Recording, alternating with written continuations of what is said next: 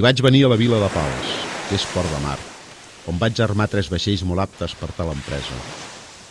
I vaig partir a 3 dies del mes d'agost de 1492, un divendres, mitja hora abans de l'alba.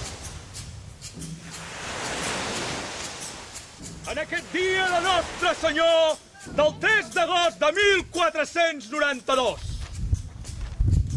us convoquem a tots a la plaça Major, passades les 6 de la tarda, per rebre i acompanyar el més gran dels navegants i almiralls catalans de la nostra gloriosa marina, Joan Cristòfor Colom.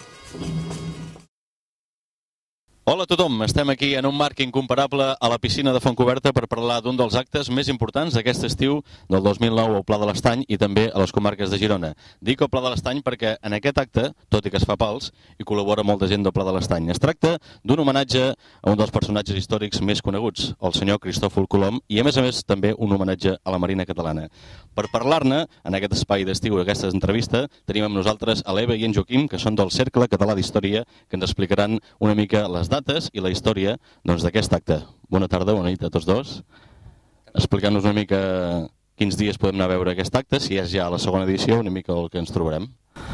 Bé, bona tarda, com deia. Bàsicament, aquest any, el segon homenatge a l'almirall Cristòfor Colom i a la Marina Catalana es troba englobada en les festes majors de Pals. Llavors, el divendres 31, tots els que vulgueu assistir-hi a Pals, a les 12 de la nit, a mitjanit, realitzarem una ruta guiada i teatralitzada a través dels carrers del casc antic de Pals, on podrem gaudir d'una manera molt didàctica del que va ser una mica la història d'aquells dies, no? Ara fa 517 anys. I les diferències que hi ha, per exemple, amb l'any passat, quines seran, Eva? Doncs aquest any hem incorporat una novetat molt important, que és la part marítima, és a dir, l'endemà, el diumenge, dia 2, a la tarda, des de la platja de Pals, des de la Torre Mora, tota la gent que vulgui seguir el seguici, aquest reial, anirem pels carrers de la platja per arrossegar totes aquelles persones fins al lloc d'on arribarà un vaixell que vindrà a embarcar amb una barca de rems, tal com es feia a l'època, doncs l'almirall Cristòfor Colom i la Flama del Canigó, que la tenim custodiada a l'església de Sant Pere de Pals des del dia 23 de juny.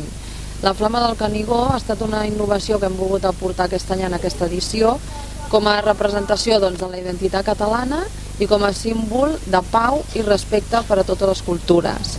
Llavors, aquesta flama i l'almirall seran embarcats en un vaixell que arribarà i per ser dut al nou món amb aquest missatge. Doncs una mica tot plegat, incorporarem novetats i més sorpreses que la gent que vingui podrà anar veient. Això estarà inclòs a la Festa Major de Pals, no? Hem quedat? Està inclòs dins de la Festa Major. Doncs això és molt important perquè, de fet, vam aconseguir fer una mica de ressò l'any passat. L'objectiu era per cridar l'atenció sobre la recerca històrica en aquest respecte. Era una recerca que estava una mica abandonada des de feia temps, tot i que hi ha una llarga tradició d'investigadors i d'historiadors ja des de principis del segle XIX. Doncs això és un fet molt important perquè hi ha molt de fonament i moltes proves que apunten no només la catalanitat de Colom, sinó de tota la descoberta d'Amèrica i a la relació de la vila de Pals amb aquest fet. Llavors, recomanem a la gent que poden seguir la nostra pàgina web, www.stch.cat. És curiós, que si Pals ja tenia aquesta relació amb Cristòfor Colom, no? En tots aquests anys, i ara no s'hagués fet cap acte en aquest sentit, no? Perquè hi ha molta cosa que no es coneix. Si sapiguéssiu, a la mateixa vila de Pals hi ha una tradició oral que recull i diu que tothom ho sap, la gent gran i avis i rebesavis ja ho deien, que Colom havia sortit de Pals. I això són coses que són poc conegudes. Però no és només aquesta sola tradició, n'hi ha més. Hi ha més tradicions orals a pobles del voltant que així ho recullen. Aquí. Sí, això sembla que serà una relació bastant llarga, no?, amb la vila de Pals, perquè, vaja, el llistó crec que cada vegada està més alt, però sempre s'ha d'intentar superar. Esperem que sí. La nostra voluntat és implicar tot el poble. De fet, ja estan molt implicats les associacions i les diverses entitats, i per part de l'Ajuntament hi ha molt d'interès, i per part nostra, tot el que es pugui fer farem. Així recordem que és divendres 31 de juliol, dissabte 1 d'agost i diumenge 2 d'agost. Pals estarà recreada doncs, amb 517 anys enrere. No hi podeu faltar. Busqui més mariners. A veure. Aquest és fort, aquest. Aquest és fort. Ets fort, noi? Va, deixa el teu papa allà, va, vinga, vai. Com et dius? Galeres! Et dius així? Com et dius? És difícil, aquest nom? Camí, com et dius? Li posarem Rialler de Pals.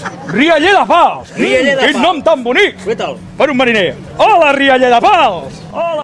I continuem en aquesta entrevista tan especial, crec jo, perquè és una de les televisions locals, crec jo, potser l'única que parlarà d'aquest acte importantíssim a les comarques de Girona. Després de parlar amb l'Eva i en Joaquim del Cercle de Català i Història, parlarem amb dues persones que són les representants de que aquesta història, de que aquesta, una altra vegada, doncs, tornada amb en Cristòfol Colom i la Marina Catalana, doncs, tinguin el seu protagonisme. Són la gent d'Alma Cobrae, que ens explicaran, doncs, ells quin una mica protagonisme tenen en aquesta història. Bona tarda. Bones. Alma Cobrae és un grup d'espectacles medievals que fa 3 anys que estem en actiu, i aquí a Pals el que farem és recrear ambientarem tot el que seria un exèrcit pel virrei de Catalunya. Llavors també vestirem els genets de l'hípica, i els nostres actors i personatges estarem ambientant i fent activitats durant tot el cap de setmana, intentant representar el que seria el poble en aquella època, en el 1492. També vestirem els mariners, que acompanyaran els actors en Lluís i en Francesc, que són els que un farà de Colom i l'altre farà de virrei. Perquè la història, o sigui, en concret, que es recrea aquell cap de setmana, quina és per la gent que... El que intentarem recrear és quan Cristòfol Colom marxa en direcció cap a les Amèriques. O sigui, és el 2 d'agost, en teoria. Va ser l'últim dia ja que es va estar aquí. Ell s'encomana a la Verge, es representarà una missa en què es beneix el mariner, l'almirall, i juntament amb els seus mariners l'acompanyem cap a la platja, on allà l'esperen les 3 naus que aniran cap a les Amèriques.